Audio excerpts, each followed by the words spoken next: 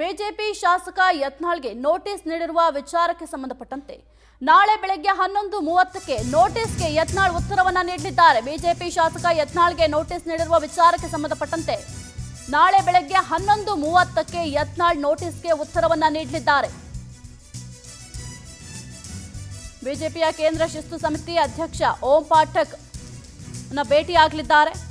ನಾಳೆ ಓಂ ಪಾಠಕ್ನನ್ನ ಭೇಟಿಯಾಗಲಿದ್ದಾರೆ. ಬಸನಗೌಡ ಪಾಟೀಲ್ 10 ದಿನದ ಒಳಗೆ ಉತ್ತರಿಸಲು ಸೂಚನೆಯನ್ನ ನೀಡಿದ್ರು. ಹೀಗಾಗಿ ನಾಳೆಯೇ ಸಮರ್ಪಕ ಉತ್ತರವನ್ನ ಯತ್ನಾಳ್ ನೀಡಲಿದ್ದಾರೆ.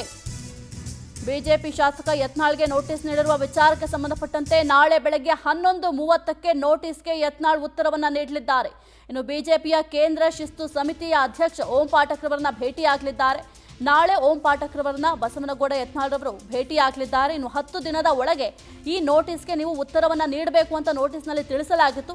ಇದೇ ವಿಚಾರಕ್ಕೆ ಸಂಬಂಧಪಟ್ಟಂತೆ ಇದೀಗ ನಾಳೆಯೇ ಸಮರ್ಪಕ ಉತ್ತರವನ್ನ ಯತ್ನಾಳ್ ನೀಡಲಿದ್ದಾರೆ.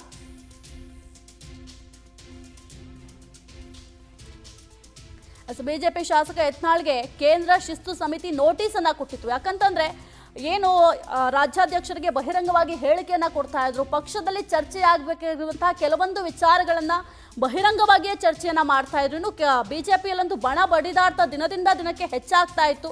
ಒಂದು ಕಡೆ BY ವಿಜಯೇಂದ್ರ ಬೆಂಬಲಿಗರು ಒಂದು ಕಡೆ ಹೋರಾಟವನ್ನ ಮಾಡ್ತಾ ಇದ್ರು, ಮತ್ತೊಂದು ಕಡೆ ಯತ್ನಾಳ್ ಟೀಮು ಮತ್ತೊಂದು ಕಡೆ ಹೋರಾಟವನ್ನ ಮಾಡ್ತಾ ಇದ್ರು. ವಫು ವಿಚಾರ ತಗೊಂಡ್ರು ಅಷ್ಟೇ. ಯತ್ನಾಳ್ ರವರೇ ಒಂದು ಕಡೆ ಪ್ರತ್ಯೇಕವಾಗಿ ಹೋರಾಟವನ್ನ ಮಾಡ್ತಾ ಇದ್ರು, ಸಭೆಗಳನ್ನ ಮಾಡ್ತಾ ಇದ್ರು, ಸಮಾರಂಭಗಳನ್ನ ಮಾಡ್ತಾ ಇದ್ರು. ಯಾಕೆ ಈ ರೀತಿ ಮಾಡ್ತಾ ಇದ್ದೀರಾ? ಯಾಕೆ ಶಿಸ್ತು ಸಮಿತಿಯ ಏನು ನಿಯಮಗಳಿದಾವೆ ಅದೆಲ್ಲವನ್ನು ಕೂಡ ಉಲ್ಲಂಘನೆ ಮಾಡ್ತಾ ಇದ್ದೀರಾ ಅಂತ ನೋಟಿಸ್ ಅನ್ನು ನೀಡಿತ್ತು. ಈ ನೋಟಿಸ್ಗೆ ಸಂಬಂಧಪಟ್ಟಂತೆ ನಾಳೆಯ ಸಮರ್ಪಕ ಉತ್ತರವನ್ನು ಕೂಡ ಯತ್ನಾಳ್ ನೀಡಲಿದ್ದಾರೆ.